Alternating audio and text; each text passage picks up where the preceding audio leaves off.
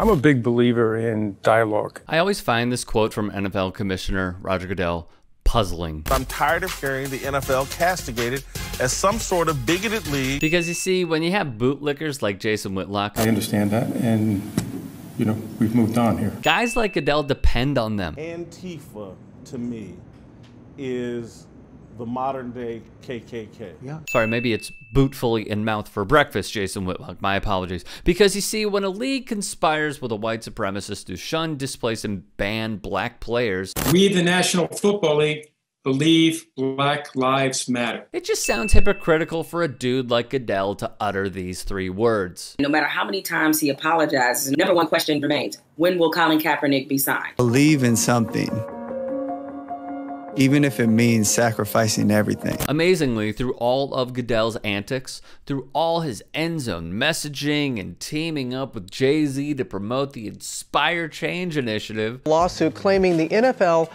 uses race as a factor in determining which former players are compensated for suffering head injuries. His actions speak louder than any forced messaging. If a player goes to see a neuropsychologist, if that's a black player, the neuropsychologist, according to the NFL, has the option of using race as sort of a factor in deciding it. Essentially saying that before they even started playing football, they had a lower cognitive level than white players. And so, in a way, they have a greater degree that they have to prove to show that they're entitled to compensation. The NFL used a practice called race norming. The practice of converting individual test scores to percentile or standard scores within one's racial group. Eric Reed effectively whiteballed from the National Football League for kneeling with Colin Kaepernick. By the way, he was in his prime as a safety. Put it in simpler terms for all to comprehend. The league insisted on using the algorithm, which assumes black men start with lower cognitive skills on dementia testing than white players. That makes it harder for them to show enough mental decline to qualify for part of the settlement. Catherine Pawson said the denial of compensation to black players whose cognitive scores had been adjusted to correct for race adds fuel to the nation's long history of structural racism and discrimination practices. Pawson holds a PhD in cognitive changes associated with Parkinson's along with various neurological disorders. How did you react when you learned that there was a different standard being used for black players to get benefits as compared to white players? I felt so betrayed, and I still feel that way. Two different systems?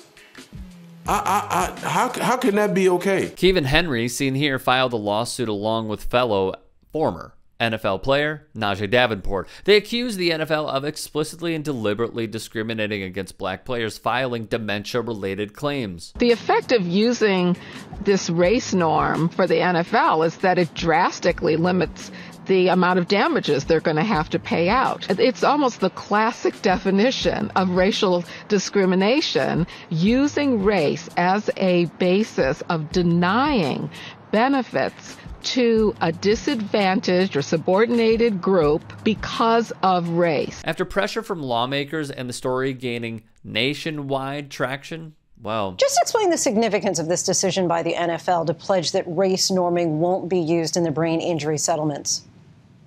This is a significant victory, Lindsay, for the players, especially the black players. And the league is 60% black now. More than half of all the retirees are black. You heard correctly. The NFL pledged to halt the use of race norming, which assumed black players started out with lower cognitive function in the $1 billion settlement of brain injury claims and review past scores for any potential race bias. However, let me be very clear. Pledging is not enough. USA Today's Mike Freeman laid it out, a three-step system of how the NFL benefited from racist practices. It was an extremist, foul, and ugly practice by the league that might have stripped money from possibly hundreds, if not thousands of players, and may have saved the NFL millions of dollars. The fact the NFL didn't apologize in its statement is one of the great disgraces in the history of the league, and the NFL cannot in any way be trusted to give players the money they deserve retroactively. The sad part of this, one of the most angering parts,